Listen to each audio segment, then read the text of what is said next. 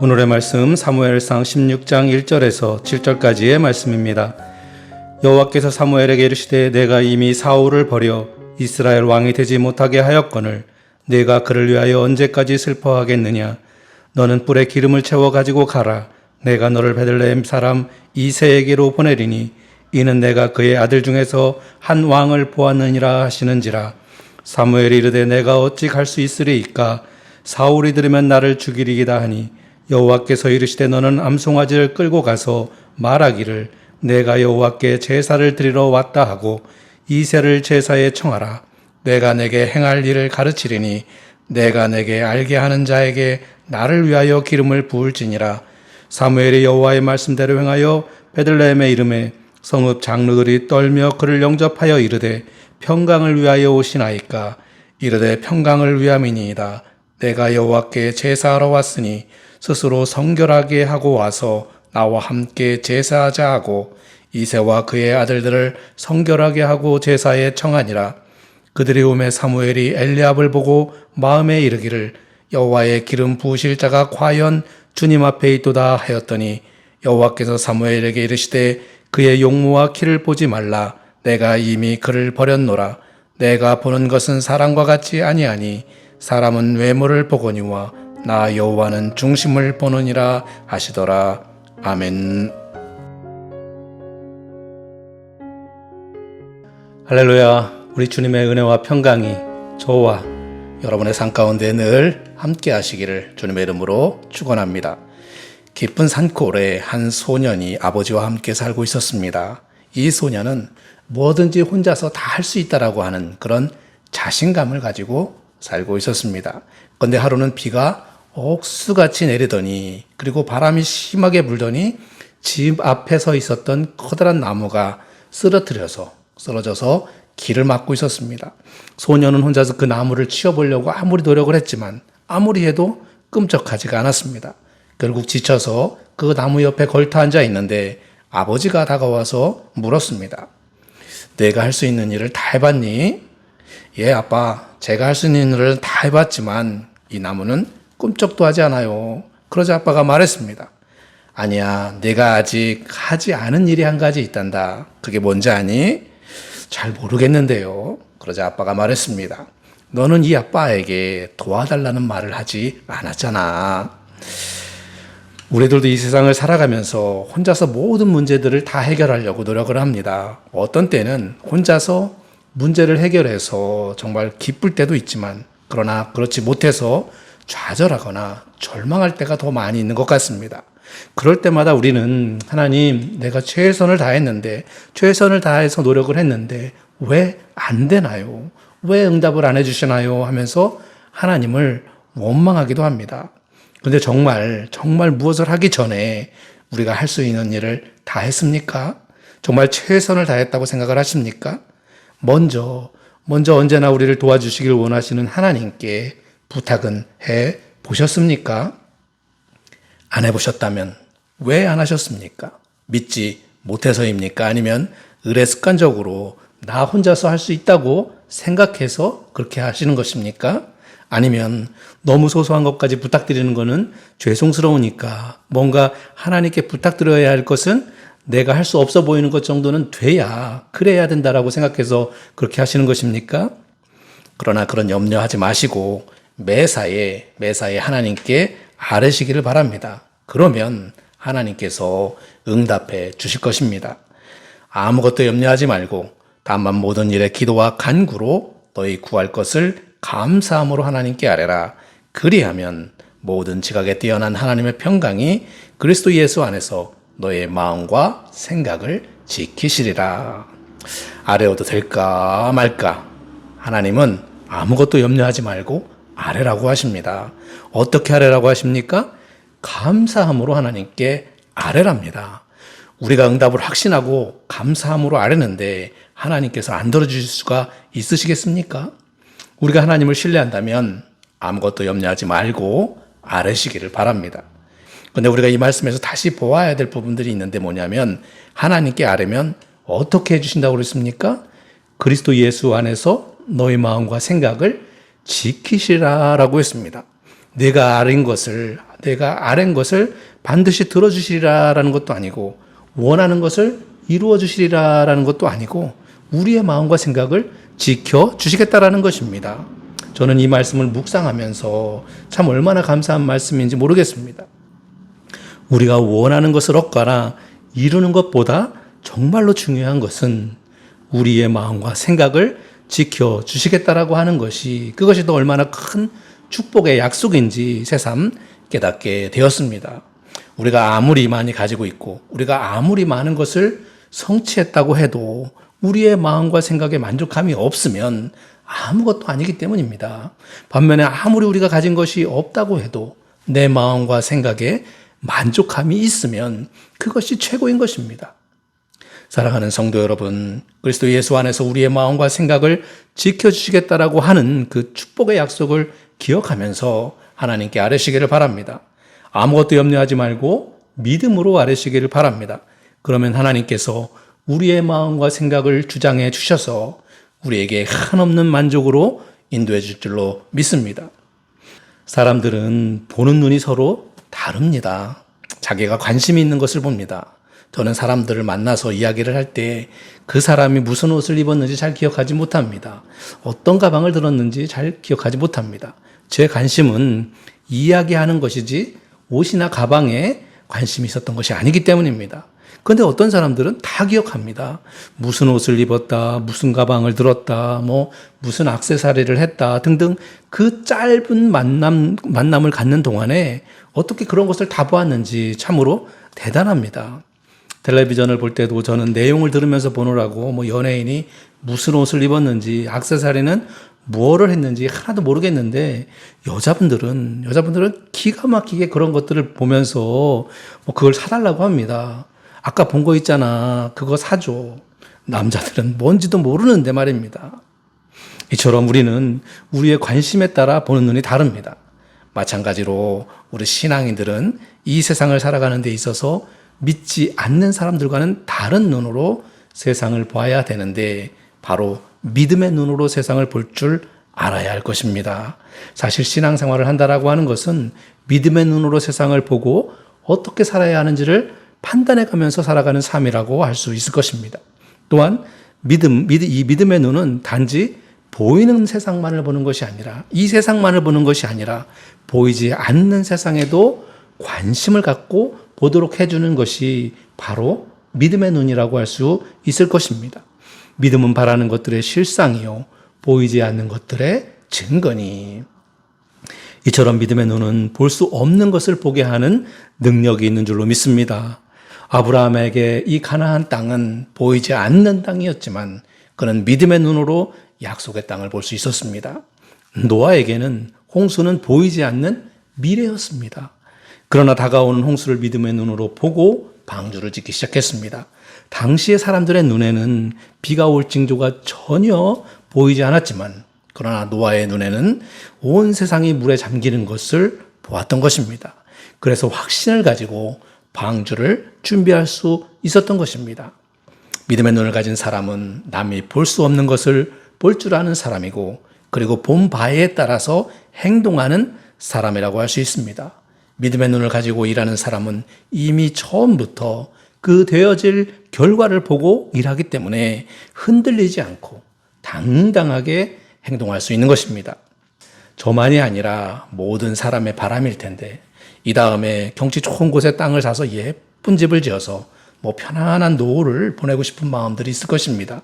그런 마음을 가지고서 공사를 한다고 한번 생각을 해보십시오. 그 집을 완성했다고 해서 기뻐하는 것보다 그 집을 마음에 담고 있을 때부터가 행복하지 않겠습니까?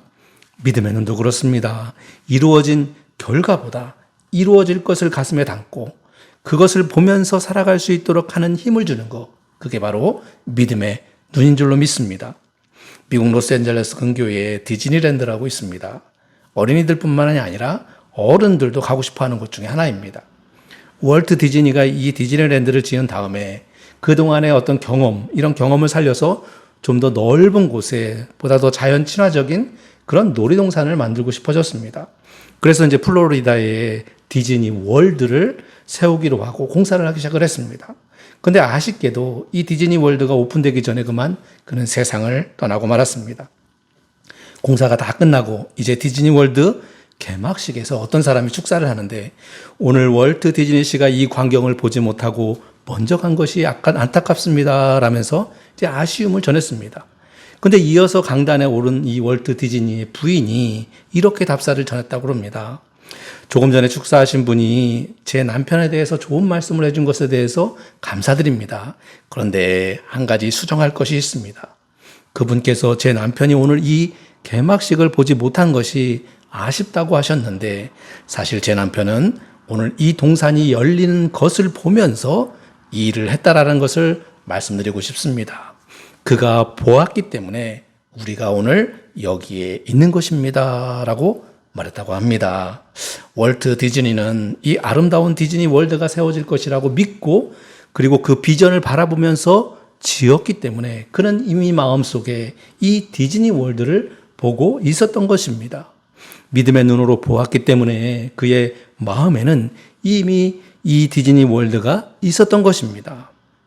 우리들의 마음속에는 무엇이 있습니까?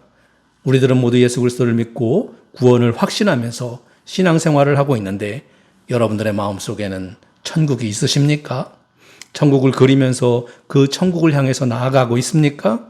아니면 이 세상의 문제들이 바빠서 그 문제들을 해결하기 위해서 천국은 잠시 뒷전에 밀어놓고 계시지는 않습니까? 우선순위라는 말이 있습니다. 여러분에게 우선순위는 무엇입니까? 천국입니까? 아니면 여러분들이 안고 있는 문제입니까? 만약 여러분에게 여러분의 문제보다 천국을 우선순위에 두고 살라라고 그렇게 제가 말씀을 드린다면 아유 목사님은 참 실정도 모르시고 말씀하시네 하면서 그렇게 생각할지도 모르겠습니다.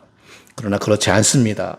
문제를 안고 살면 계속 문제만 보게 되는 것입니다.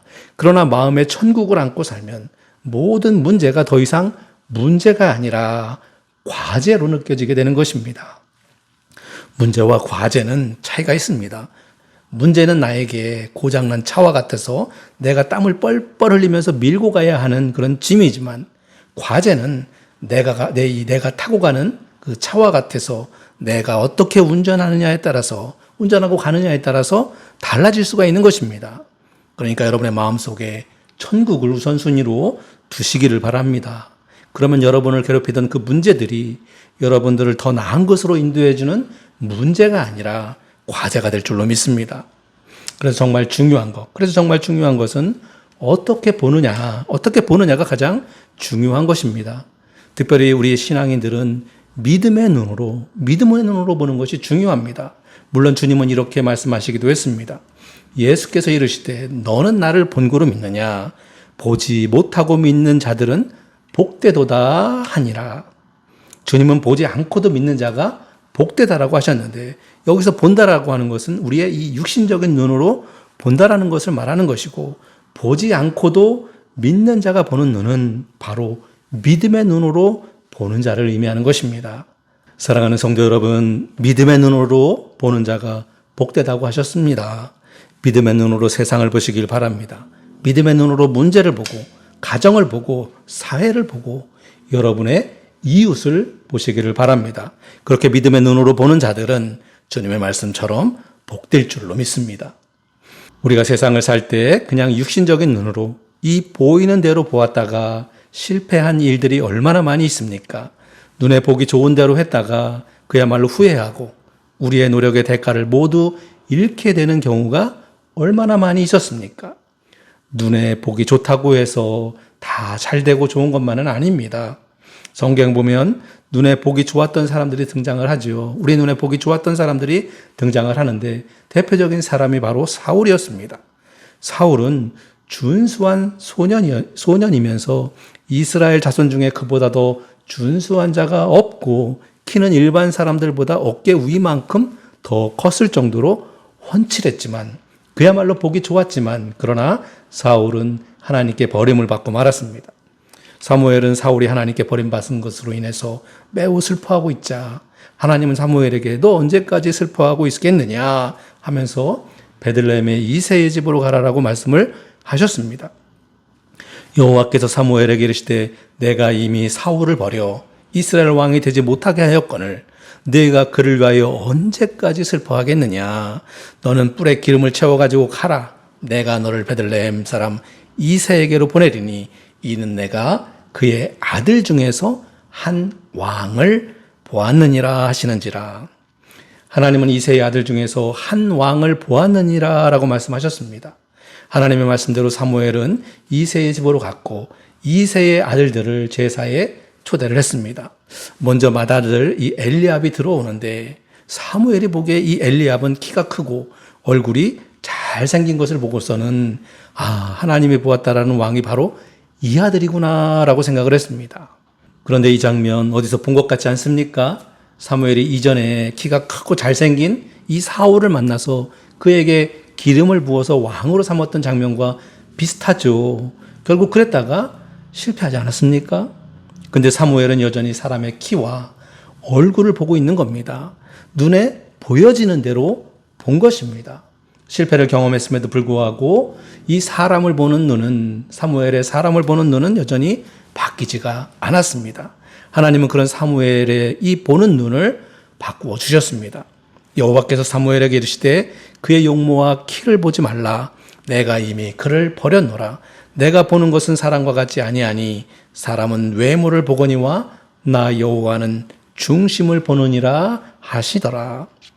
하나님은 사무엘에게 사람의 용모와 키를 보지 말라고 하셨습니다. 그러면 무엇을 보아야 될까요? 하나님이 보시는 기준은 무엇일까요?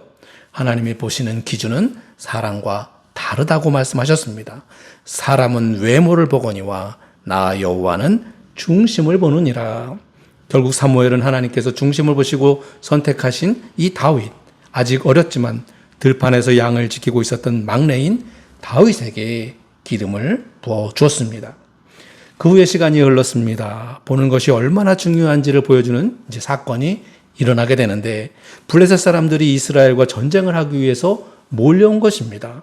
그래서 사울은 이 블레셋과 싸우기 위해서 이스라엘 백성들을 데리고 나가서 이 엘라 골짜기에서 진을 치고 있었습니다.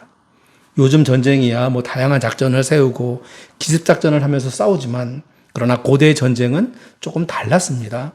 서로 진을 맞이하면서 서로 싸우기 전에 말 잘하는 사람들이 나와서 막 뭐라고 떠들고 항복하라고 그렇게 하면서 서로 설득하기도 하고 아니면 장수 한 명씩 내보내서 서로 싸워서 이기는 쪽이 승리하는 것으로 승패를 결정하기도 했었습니다. 지금 블레셋과 이스라엘의 전쟁도 그랬습니다. 그런데 문제는 블레셋의 대표로 나온 장수가 골리앗이었다라는 것입니다. 그의 키가 6규빗에 한 뼘이 더 컸다고 했습니다. 약 3m에 가까운 키입니다. 그가 입은 갑옷은 무게가 5,000세겔로 약 60kg 정도이고 골리앗의 창은 날만 600세겔, 그러니까 약 7kg 정도가 되는 것입니다. 이런 골리앗이 나오더니 누구든지 자기와 겨루자고 그렇게 말하고 있는 것입니다. 이러한 서로 대치가 40일 동안 이어지고 있었습니다. 문제는 이스라엘 백성 가운데 그 누구도 나가서서 싸우지 못하고 있었다라는 것입니다. 만약 이긴다면 이 왕의 사위가 되고 엄청난 상금도 받고 영웅이 될 텐데 아무도 나서지 못하고 있었습니다.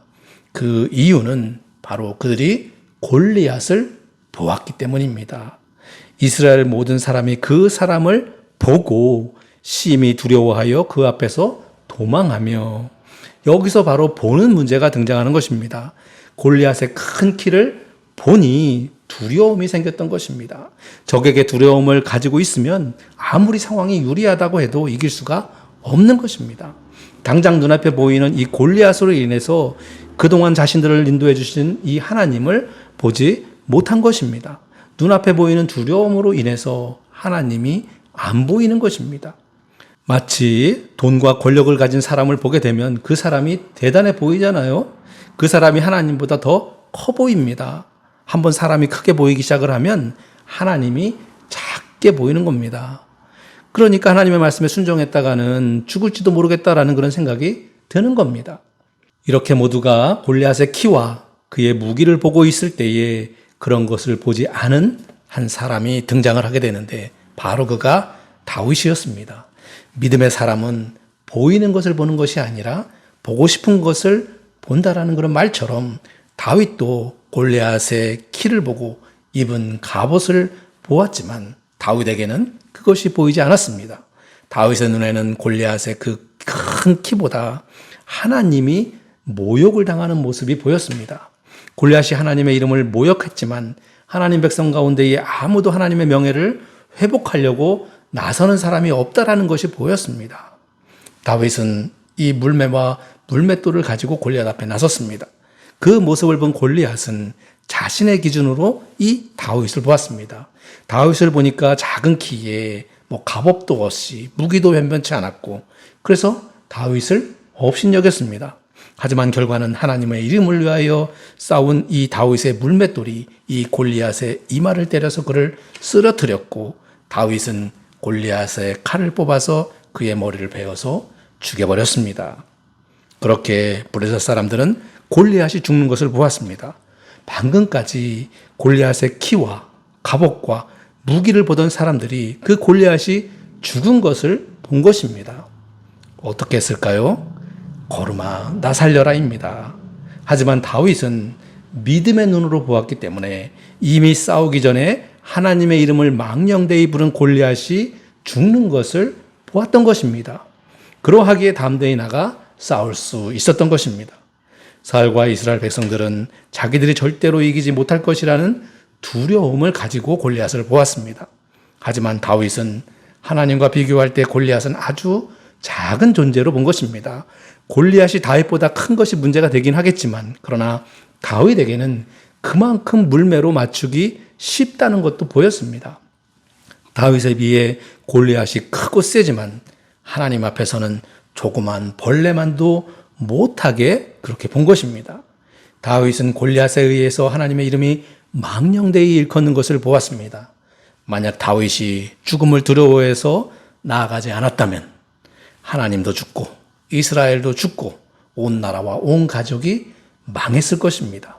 하지만 믿음의 사람 이 다윗은 골리앗의 키를 보는 대신에 하나님과 이스라엘과 온 가문과 자신이 다 함께 사는 길을 믿음의 눈으로 보았던 것입니다.